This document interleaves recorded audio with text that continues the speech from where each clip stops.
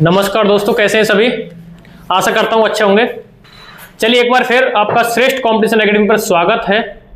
और आज हम क्लास लेकर आए हैं इतिहास दिल्ली सल्तनत पर बात कर रहे थे, और उसमें हमने कौन कौन से वंश करा लिए थे। तो मैंने वहां पर कराए थे आपको, सबसे पहले कौन सा वंश कराया था मैंने, गुलाम वंश यानी इलवरी वंश या ममूलक वंश, गुलाम वंश। तो इसका संस्थापक कौन था, कुतुबुद्दीन ऐबक।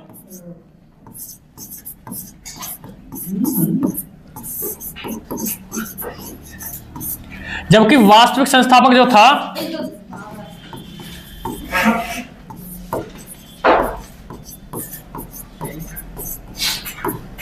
इल्तुतमिश, ठीक है। और उसके बाद मैंने आपको कराया था खिलजी वंश,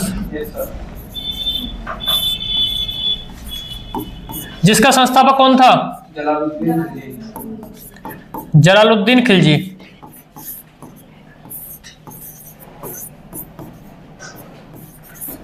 और वास्तविक संस्थापक यानी रियल फाउंडर कौन था, अलाउद्दीन खिलजी। अंतिम शासक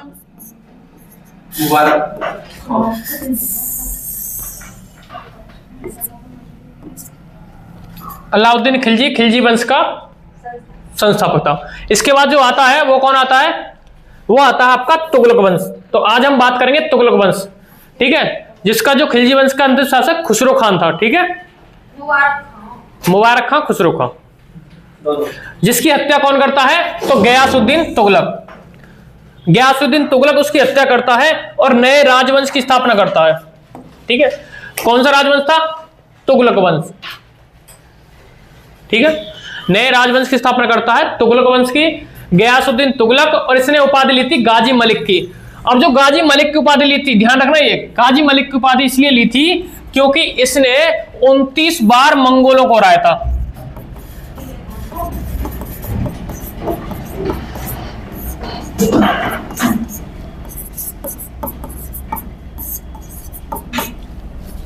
इसने 29 बार मंगोलों को हराया था गयासुद्दीन तुगलक ने, इसलिए इसने गाजी की उपाधि ली थी।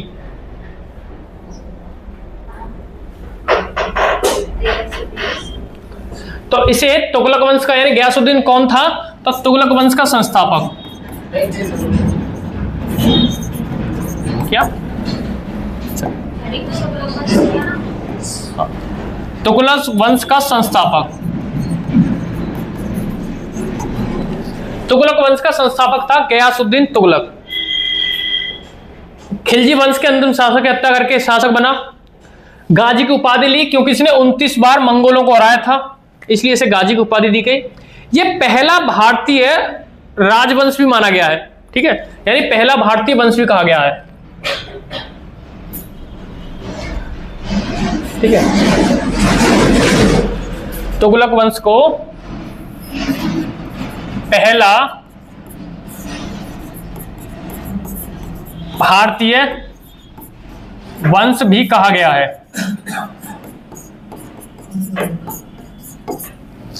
पहला भारतीय वंश भी कहा गया है,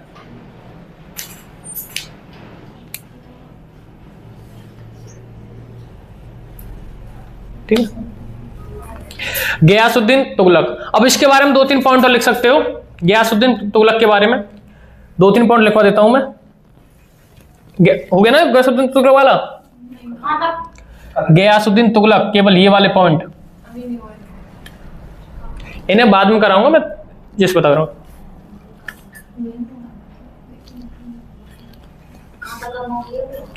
गयासुद्दीन तुगलक के बारे में लिख लो, बिल्कुल उपाधि था। इसके बाद पहला राजवंश हो गया, वास्तविक संस्थापक हो गया, 29 बार मंगोलों को हराया, इसलिए इसे गाजी की उपाधि धारण की, गाजी मलिक की उपाधि।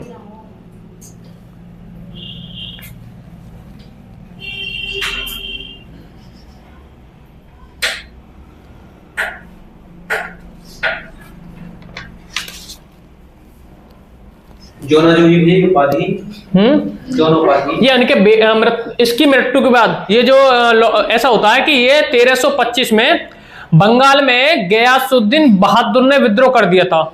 ये उसको शांत करके विद्रोह को तो लौट रहा था दिल्ली, तो बताया जाता कि दिल्ली की दीवार गिरने से इसकी मृत्यु हो जाती है। उसके बाद इसका बेटा जोना उलग खां शासक, गलती सवाल था, जिसे मोहम्मद बिन तुगलक कहा गया है, जिसे मोहम्मद बिन तुगलक कहा गया है। उलग खां, ये मोहम्मद बिन तुगलक ये रहा। जोना नाम था इसका, यानी वास्तव इसका जोना नाम था मोहम्मद बिन तुगलक का, जोना खां। हाँ वो उलग खां है, ये जोना। ठीक है, ये हो गया गयासुद्दीन तुगलक। इसके बारे में पॉइंट लिख लो गयासुद्दीन तुगलक के बारे में, ग्रुप में भेज दूंगा, थोड़ा उसमें देख लेना फिर बाद में। ठीक है,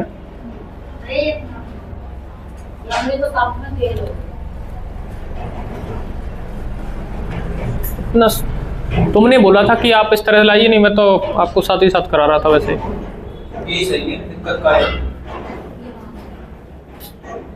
अपडेट से बाहर निकला देना। चलिए हो गया ना 4 पॉइंट। ये सारे ये तो बाद में लिखवाऊंगा आपको स्टेप बाय, समझ रहे हो ना, जो जो मैं बोल रहा हूँ इस प्रकार वो चीजें लिखते चलो साथ के साथ। जैसे हम बात करें, देखिए गयासुद्दीन तुगलक के बारे में लिख रहे हैं। गयासुद्दीन तुगलक ने, यानी ये दिल्ली सल्तनत का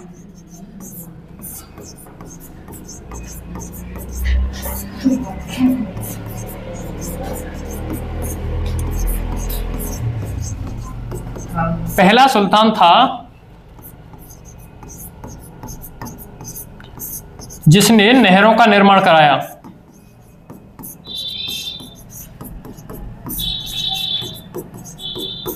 और अगर इन नहरों की बात करें तो इसे आप नोट में लिख सकते हो कि सर्वाधिक नहरों का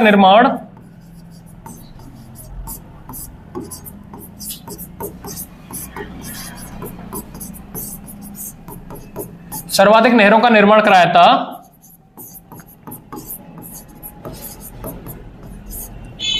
फिरोज शाह तुगलक।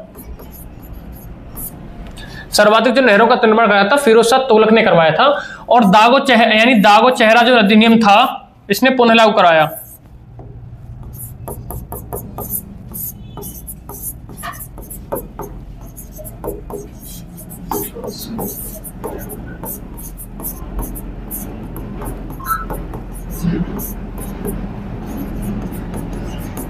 दागो चेहरा अधिनियम इसने पुनः लागू करवाया।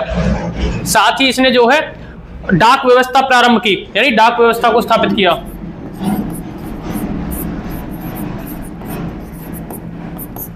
डाक व्यवस्था को इसने स्थापित किया था, दागो चेहरा अधिनियम लागू किया। ठीक है, और इसने जो ना सबसे महत्वपूर्ण बात क्या की थी, इसने अकाल विभाग की भी स्थापना की।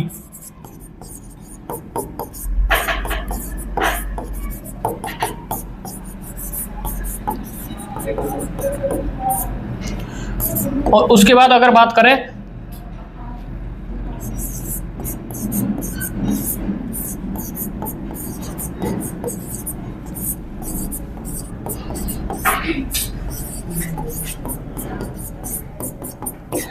इसने 2 काम बहुत बढ़िया करे थे कि अपना राज्य का राजस्व बढ़ाने के लिए क्या किया इसने, बताइए मुझे। बिल्कुल, यानी कर को नहीं बढ़ाया इसने, बल्कि उत्पादन बढ़ाया। यानी इसने कर को नहीं बढ़ाया, इसने उत्पादन बढ़ाया। देखिए सूखा पड़ जाएगा, सूखा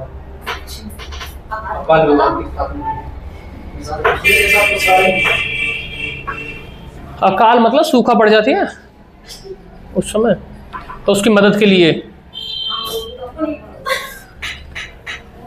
कितनी अच्छी बात है कि इसने राजस्व को बढ़ाने की, कर को नहीं बढ़ाया बल्कि उत्पादन बढ़ाने की नीति लागू की। यानी बाग लगाना या और भी कृषि उत्पादन बढ़ाना, इस तरह से।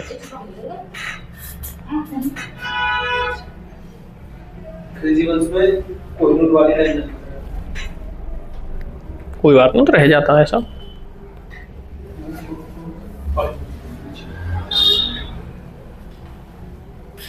निकाल 1325 में इसकी मृत्यु हो जाती है। कर को नहीं बढ़ाया,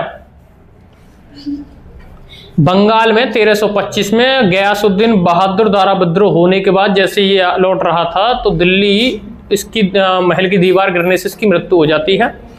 उसके बाद इसका बेटा मोहम्मद बिन तुगलक शासक बनता है। उलुग खां, जौना खां। उतारिए भाई जल्दी, थोड़ा इतना।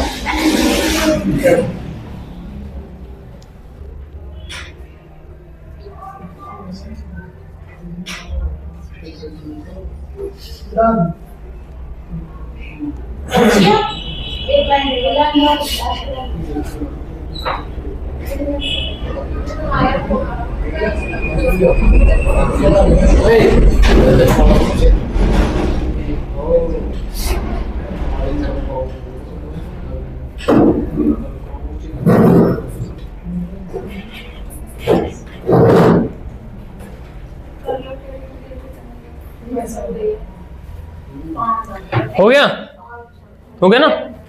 चलिए, उसके बाद बनता कौन? इसका बेटा मोहम्मद बिन तुगलक शासक बनता है। तुगलकाबाद शहर का निर्माण कराया और किला भी बनवाया गयासुद्दीन तुगलक ने। तुगलकाबाद शहर का निर्माण किया और तुगलकाबाद किला भी बनवाया दिल्ली में। ठीक है,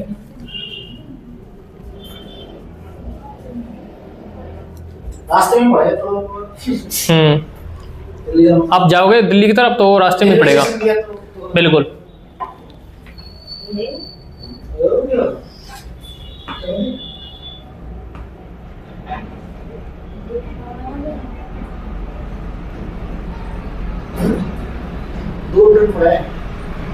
हरियाणा साइड से बिल्कुल उसी रोड पे है, उसी रूट पर है, रोड पर नहीं, रूट पर।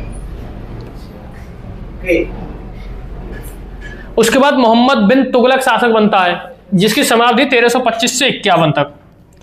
इसके समकालीन यात्री था इब्न बतूता जो मोरक्को से आया था, जिसकी पुस्तक थी रिहाला। लिखिए इसे,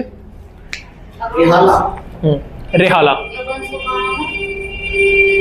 ये तुगलक वंश ही चल रहा है, आज तुगलक वंश के बारे में हम करा रहे हैं आपको।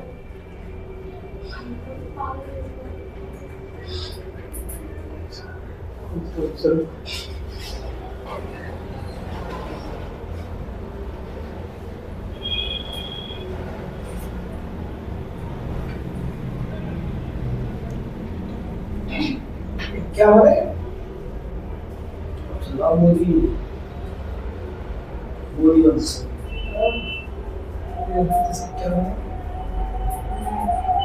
हाँ जी, हो गया ये 2 पॉइंट भाई।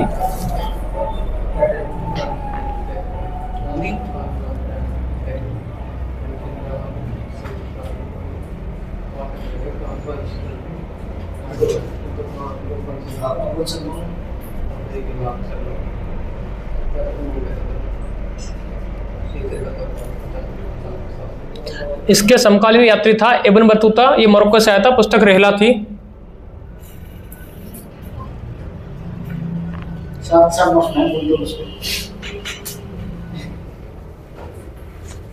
बातें मत किया करो।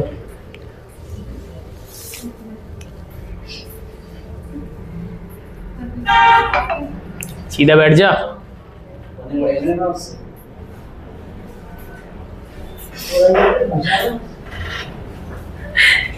देखिए आ गए।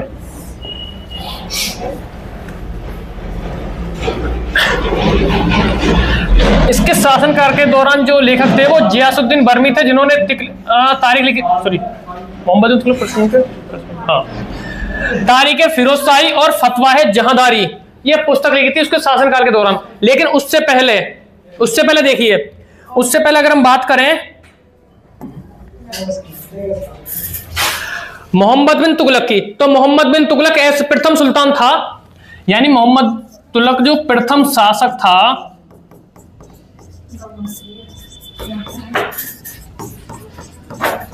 जिसने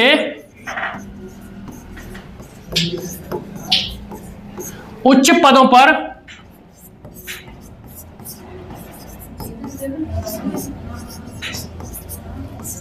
हिंदुओं को रखा। दूसरा पॉइंट,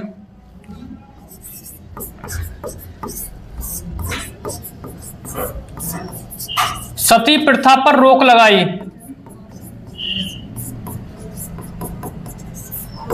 सती प्रथा पर रोक पहली बार इसी ने लगाई थी, सती प्रथा पर रोक। जबकि पूर्णतः प्रतिबंध कौन लगाता है? विलियम बेंटिक, ठीक है, राजा राममोहन राय की सहायता से। जबकि प्रथम सती प्रथा पर रोक कौन लगाता है? तो यह है कौन है? मोहम्मद बिन तुगलक, MBD। हाँ MBT, तुम्हें क्या सुना? डी नहीं, MBT, थोड़ा सुनने में फर्क है, ठीक है। मोहम्मद बिन तुगलक, हाँ मोहम्मद बिन तुगलक।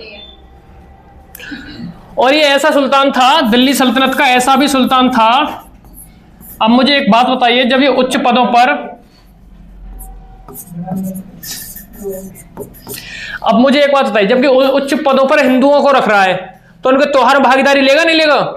बिल्कुल लेगा। तो दिल्ली सल्तनत का ऐसा सुल्तान था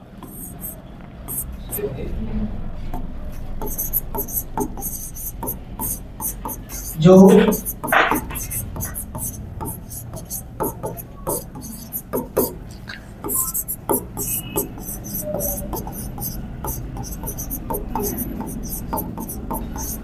हिंदू त्योहारों में भागीदारी लेता था।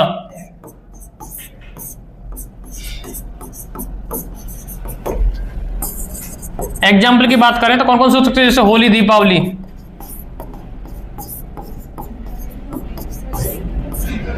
होली, दीपावली, यानी इन त्योहारों में ये भाग लेता था।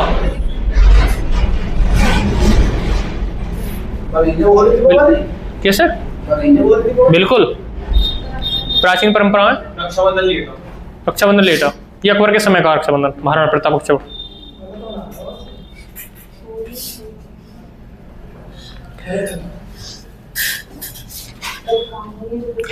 इसे असफल शासक भी कहा गया है।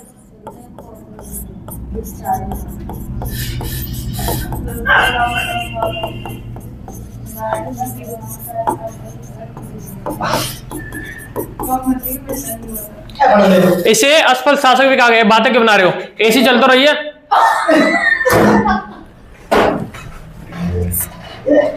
अब भी गर्मी लग रही है, हद होती है।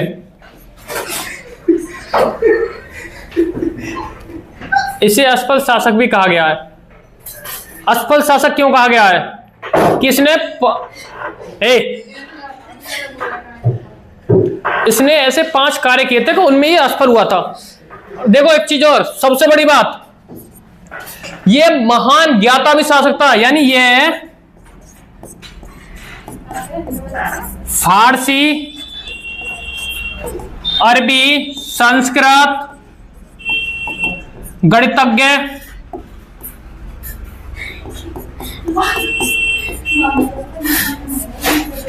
वह खगोल शास्त्र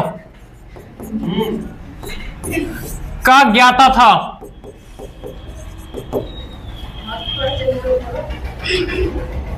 यह फारसी, अरबी, संस्कृत, गणित और खगोल शास्त्र का महाज्ञानी था।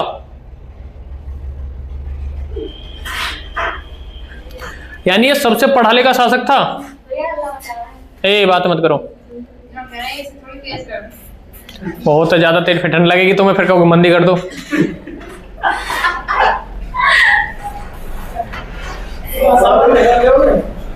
चलिए क्या बिल्कुल करा रहे हैं, वही था। इसी ने अपनी राजधानी कहाँ स्थानांतरित की? दिल्ली से दौलताबाद, और दौलताबाद से देवगिरी, और देवगिरी से फिर दौलताबाद, दौलताबाद से फिर दिल्ली। यानी ये असफल क्यों रही? इसने स्थानांतरित इसलिए की थी जिससे ये दक्षिण और उत्तर में शासन को नियंत्रित कर सके। लेकिन ये असफल नहीं हो गई, क्योंकि वहां से उठ के वहां भागना, वहां से उठ के वहां भागना, तो यानी लोगों का बहुत ज्यादा, लोगों की मृत्यु भी हो जाती है भीड़ भड़ाका में, भाग दौड़ में, और राजस्व का खर्च भी बहुत ज्यादा होता है। चलिए आगे देखिए।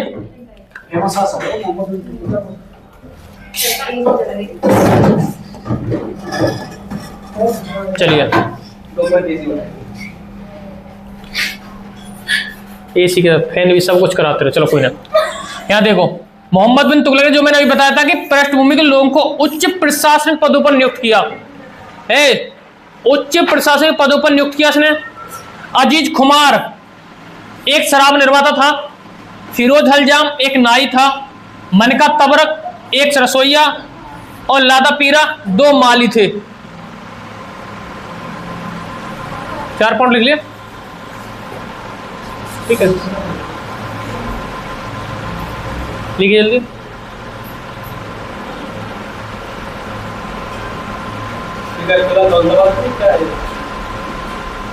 नगर का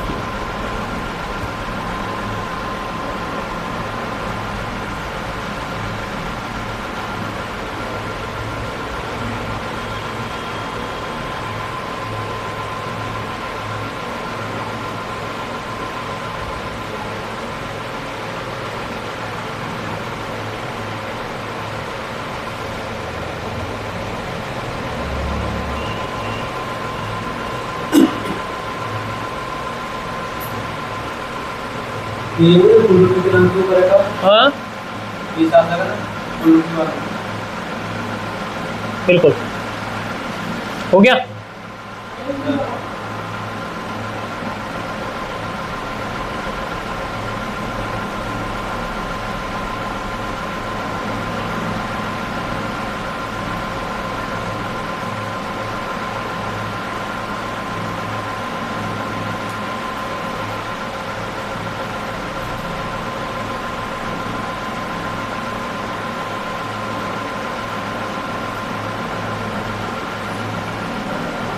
हो गया ना।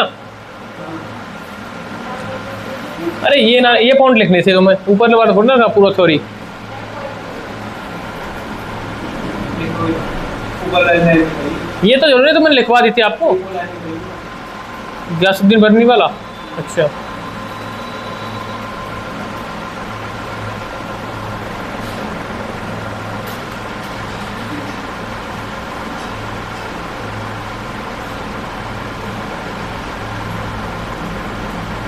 अजीज खुमार एक शराब निर्माता, फिरोज हलजाम एक नाई, मनका तबक एक रसोईया और लाधा पीरा 2 माली।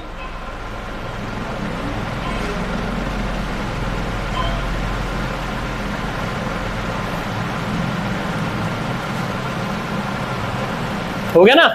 अब तो हाँ। टी शर्ट वाली इतना स्लो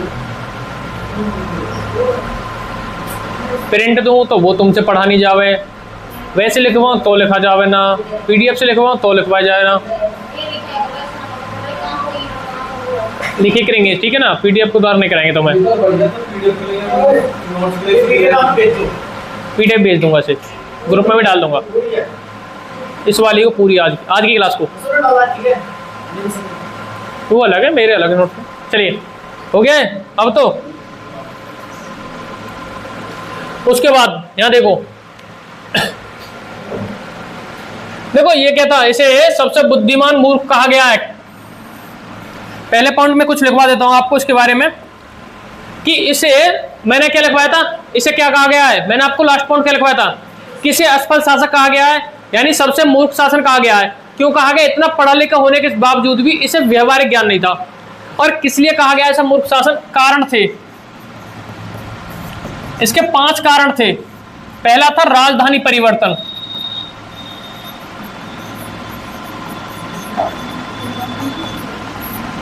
राजधानी परिवर्तन इसने कहां करी? दिल्ली से दौलताबाद और दौलताबाद से दिल्ली। कहीं कहीं राजगिरी भी आ जाता है, पर तुम दौलताबाद ही रहने दो, ठीक है। दौलताबाद से दिल्ली, यानी इसने राजधानी परिवर्तन कैसे की? इसने करी दिल्ली से दौलताबाद। क्यों करी? कि दक्षिण और उत्तर में ये साम्राज्य को संतुलित, यानी अपने शासन को संतुलित करना चाह रहा था। लेकिन हुआ है विदेशी आक्रमण से बचाने के लिए इसने दौलताबाद से फिर दिल्ली ले आया, तो उस भाग दौड़ में जनता की भी मृत्यु हुई कुछ और राजस्व का खर्च भी हुआ। ये हो गया। दूसरा था इसका सांकेतिक मुद्रा।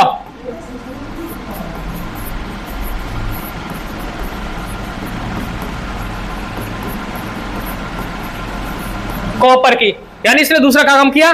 सांकेतिक मुद्रा, कॉपर की मुद्रा छपवाई, कॉपर यानी चांदी की। अब कॉपर की इसने मुद्रा छपवाई तो लोगों ने घर घर छापनी शुरू कर दी, तो ये योजना भी असफल रही इसकी। तो बढ़िया ना, सरकार को खर्च बढ़ा दी। तीसरा था इसका खुरासान मार्च।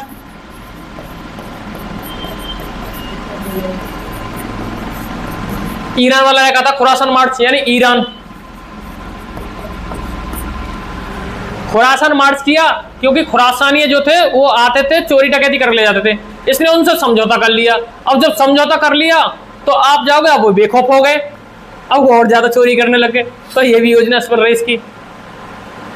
ठीक है, उसके बाद चौथा था इसका दक्कन मार्च, यानी दक्षिण भारत, ये भी इसका असफल रहा। और आखिरी 5 तक कारगिल मार्च,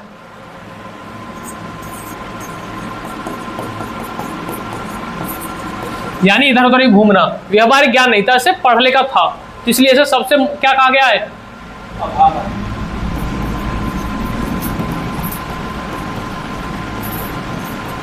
सबसे मूर्ख शासक, इसलिए इसे सबसे मूर्ख शासन कहा गया है।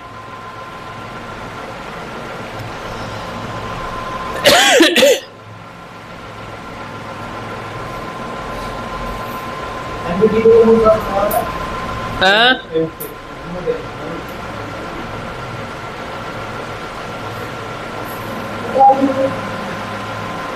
हो गया ना ये, अब तो हो गया ये, हो गया।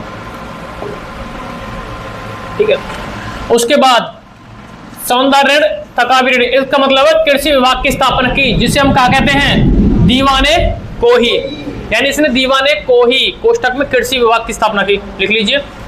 ठीक है, उसे यानी कृषि विभाग की स्थापना की दीवाने कोही, उससे हमें कौन सा मिलता था, सौंदर्य ऋण और तकावी ऋण नाम दिया गया।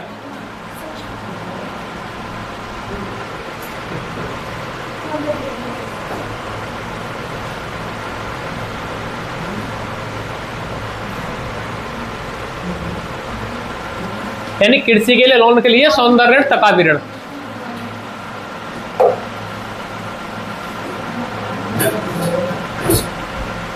ये मैं आपको लिखवा चुका हूं, सबसे बुद्धिमान मूर्ख। ठीक है, सबसे बुद्धिमान मूर्ख। दुआब में कराधान 1326, यानी उस क्षेत्र में कराधान की शुरुआत। राजधानी स्थानांतरित मैं आपको लिखवा चुका हूं, देखो दिल्ली से दौलताबाद, दौलताबाद से देवगिरी। ठीक है, वहां देवगिरी कर लेना, क्या करना चाहो तो। ये महाराष्ट्र, हाँ एमपी, ये पड़ता महाराष्ट्र में, देवगिरी महाराष्ट्र में, जहां मैंने आपको राजधानी परिवर्तन कराई है। ठीक है, वो सॉरी कराची, वो जो वो ना कारगिल जो लिखवाया मैंने, वो कराची में कर लेना। ठीक है, गलती हो गया, कराची। हाँ कराची, कारगिल भी है, कहीं कहीं कारगिल लिखता है, लेकिन कराची में मुख्यतः कर लेना। ये यूके में उत्तराखंड पड़ता है, हाँ उधर उत्तराखंड साइड, मतलब कारगिल कराची। टोकन मुद्रा मैं आपको लिखवा ही चुका हूं, टोकन मुद्रा लिखवा चुका मैं आपको, यानी देखो कौन कौन से, 1 2 3 4 और 5 में कौन सा कराया था मैंने आपको बताइए, खुरासान मार्च, दक्कन मार्च करा दिया है ना, एक दक्कन मार्च, ये 4 हो गए आपके, 5, तो 5 की वजह से असफल शासक आ गया कि 5 योजना की असफल रही थी। ठीक है ना, वो मैं लिखवा चुका हूं, इन्हें लिखने की जरूरत ही नहीं है। उसके बाद शासक आता फिरोज शाह तुगलक। कौन, दहेज की शुरुआत ये कराएगा फिरोज शाह तुगलक, हाँ फिरोज शाह तुगलक। अगला है आपका फिरोज शाह तुगलक, हेड डालिए फिरोज शाह तुगलक, इसके बारे में लिखिए। अरे दीवाने खैरात की स्थापना करता है, ये जो दीवाने खैरात यानी दान की सुविधा, और दान की वजह से बताया जाता है कि जो दहेज की प्रथा यहीं से अलग होती है। आप लिखो फिरोज शाह तुगलक।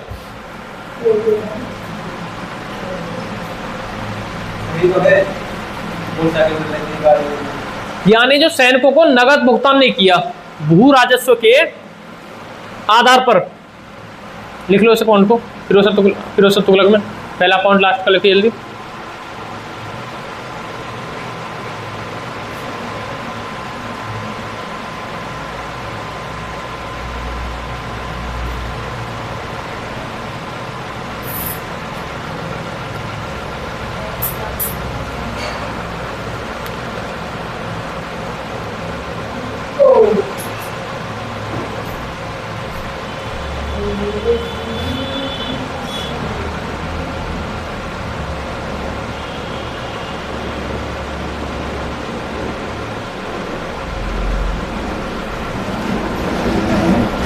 भू राजस्व से भाग दिया जाता, ठीक है, भू राजस्व से भुगतान किया जाता था जिसे बजे हक आ गया।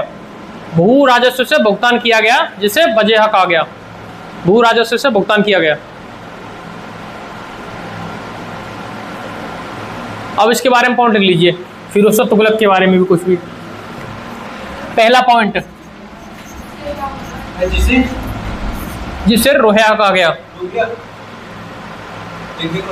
रोहेला, अरे लिख लो, बजेहा, सॉरी बजेहा, ये ठीक है, बजेहा, बजेहा लिखवा दूंगा मैं, करो पहले देखो।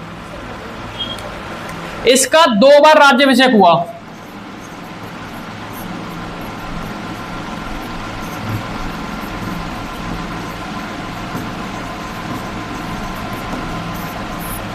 एक तो सिंध में हुआ, क्योंकि सिंध में महात्मा में तुगलक की मृत्यु हो जाती है, और फिर दिल्ली।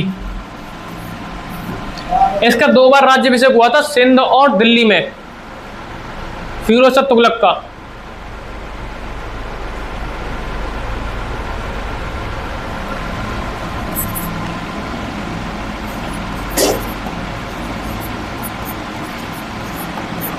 सिंध में कहा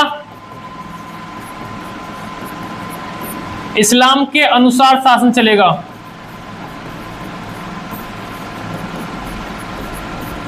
और दिल्ली में कहा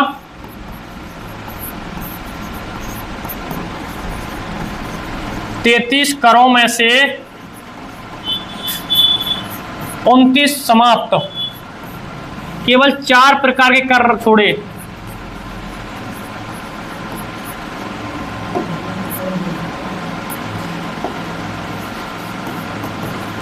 चार प्रकार के कर इसने केवल 29 कर समाप्त करके 4 प्रकार के कर छोड़े। खराज, जजिया, जकात, खुमसा।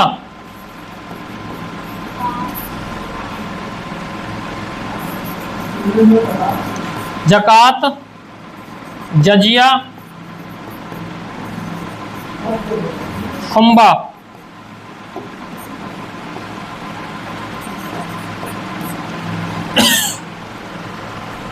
यानी 4 प्रकार के कर छोड़े, खराज, जकात, जजिया, खुमसा। इसे खुम्स भी कहा गया है, ठीक है, खुमसा या खुम्स।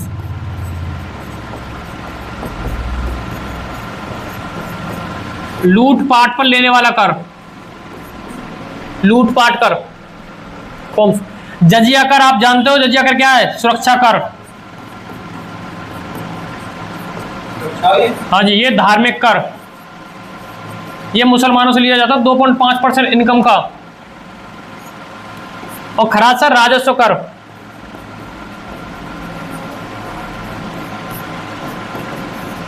राजस्व कर 1/6, 1/5, 1/5 और 1/10। ये है 1/5, ठीक है, और ये 1/10, ठीक है, 1/10। क्या क्या कह रहे हो? खराज ये राजस्व कर था। खुम्स लूटपाट का 1/5 लिया जाता था। क्या राजस्व कर कैसे लिया जाता? आज भी इनकम कर हो गया, इस प्रकार के जो भी है, लैंड रेवेन्यू बोल देते हैं इससे, भूमि खरीदने बेचने पर भी है।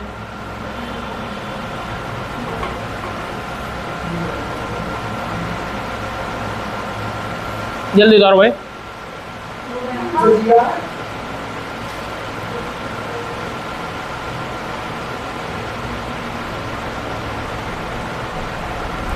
यही था सबसे ज्यादा भ्रष्ट सरकार, भ्रष्ट शासक, ये वाला। क्या कह रहे हो? ये खोम्स लिखा तो खोम्स, ये स है।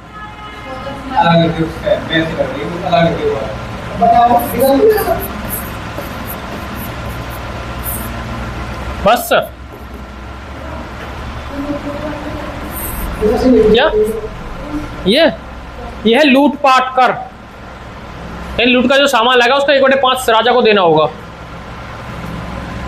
हो गया ना।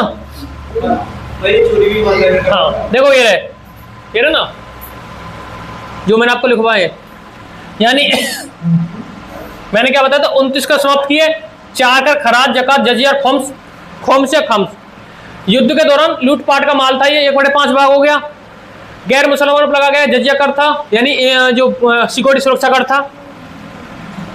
जकात 2%, एक कहेंगे 2.5% भी है, ये मुसलमानों पर लगाया जाता था, ठीक है। और खराज था भूमि कर, यानी उपज का 1/10 भाग, यानी राजस्व कर, जो मैंने आपको बताया। नहरों की मरम्मतें, सर्वाधिक नहरों का स्नेही प्रयोग, मैंने आपको लिखवाए थे अभी, सबसे ज्यादा नहर, जो नहीं लिखवाया उसे लिख लीजिए, सबसे ज्यादा नहर है, ठीक है। स्थापना फतेहाबाद, हिसार, जौनपुर, फिरोजाबाद, इसने नगर की स्थापना की थी। जौनपुर की मोहम्मद बिन तुगलक के नाम पर, जो क्योंकि मोहम्मद बिन तुगलक का बचपन का नाम क्या था, जौना का, ये पॉइंट लिखिए।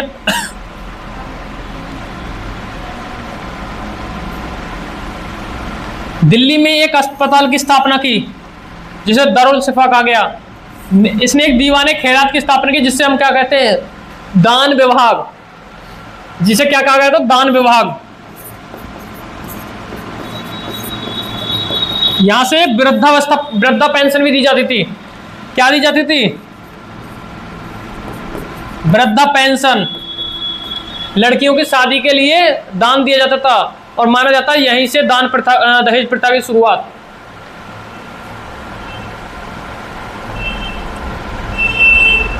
और जमींदार प्रथा को उसने वंशानुगत कर दिया। जमींदार प्रथा क्या कर दी इसने, वंशानुगत।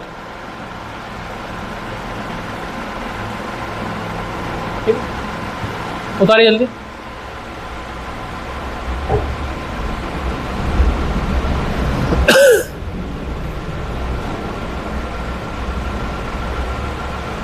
चिकित्सा विभाग है या अस्पताल का नाम है? ये चिकित्सा विभाग है, अस्पताल है। दीवाने खैरात, ये अस्पताल था। चिकित्सा विभाग पर दारुल इस्तिफा चिकित्सा विभाग ही तो हो जाएगा, अस्पताल जो है।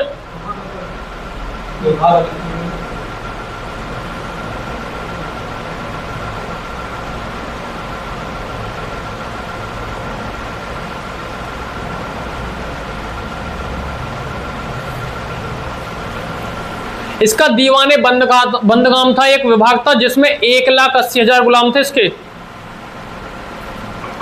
वैसे वृद्धावस्था पेंशन जो है, एक और विभाग है, पेंशन विभाग भी है, यानी दान विभाग का ही पेंशन विभाग है। दान विभाग के अंदर ही है ये दीवाने इस्तेफाक, वृद्धावस्था पेंशन के लिए, यानी दान विभाग से, दान विभाग का ही एक विभाग है ये, ठीक है। ये चीजें हो गया।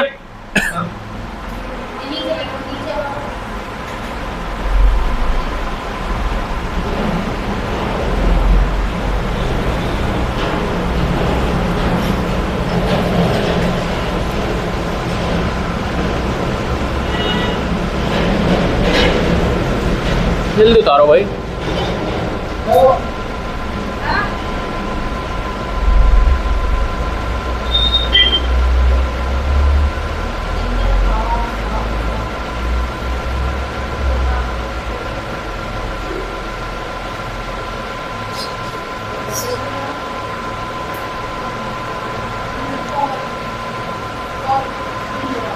क्या हो गया, कोमल हो गया।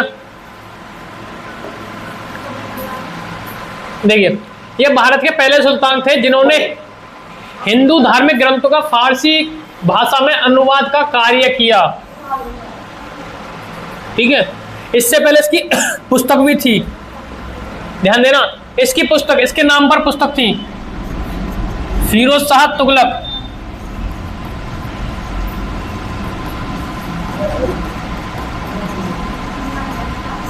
फिरोज शाह तुगलक के नाम पर, यानी इसकी पुस्तक थी क्या बोले उससे, नहीं, फतवात ए फिरोज शाही।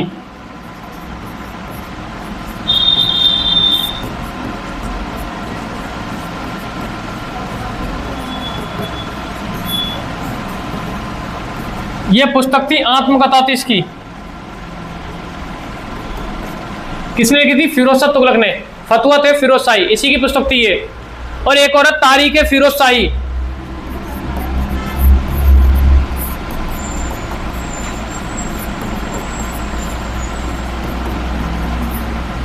तारीख फिरोज शाही, ये बर्नी ने लिखी थी। ध्यान देना, फतवा फिरोज शाही किसने लिखी थी? फिरोज शाह तुगलक ने। तारीख फिरोज शाही किसने लिखी थी? बर्नी ने लिखी थी। और दलाइल ए फिरोज शाह लिखी थी आजुद्दीन खालिस खानी।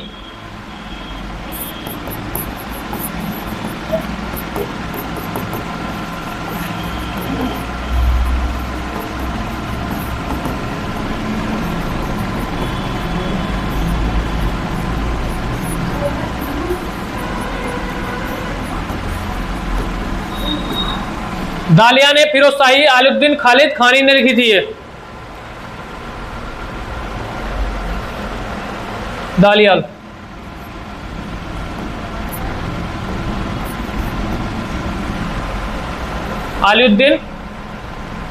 अजुद्दीन खालिद खानी।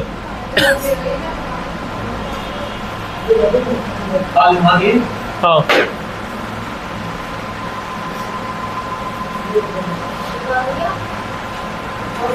बर्नी बर्नी बोलता भी तो हूं मैं आपको, बर्नी।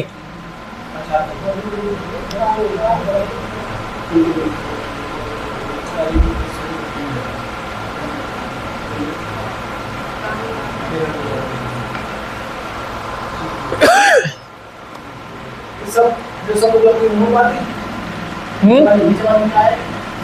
पुस्तक का नाम है, ये पुस्तक के नाम है, ये तीनों पुस्तक है। ये फिरोज शाह तुगलक की पुस्तक है ये तो फिरोज शाह तुगलक ने लिखी थी, ये उन्होंने लिखी थी। देखो तीनों में नाम फिरोज शाही है, कंफ्यूज ना हो जाना, ठीक है। खालिद खानी,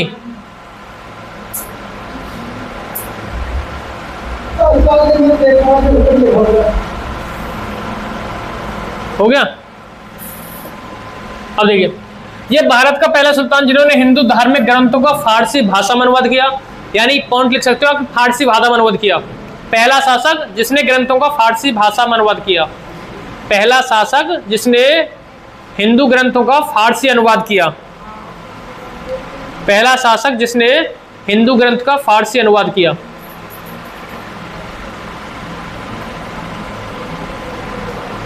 पहला शासक जिसने हिंदू ग्रंथ का फारसी अनुवाद किया। अंतिम शासक था नसरुद्दीन महमूद तुगलक, यानी मोहम्मद शाह तुगलक भी नाम गया उसे, मोहम्मद शाह तुगलक या नसरुद्दीन महमूद, ठीक है। और इसके बाद आता है आपका सैयद वंश, जिसका संस्थापक खिज्र खां, मुराद खां, मोहम्मद शाह, आलम शाह। इसके बारे में हमें ज़्यादा जानकारी नहीं मिलती है, ठीक है। सिर्फ संस्थापक के बारे में बात है, संस्थापक था आपका खिज्र खां। बस तो सैयद वंश तक ही करा रहा हूँ आपको, बाकी कराता तो दिल्ली सल्तनत कंप्लीट था, लेकिन सैयद वंश कल कराएंगे हम। मुगल वंश शुरू कर देंगे, ये पॉइंट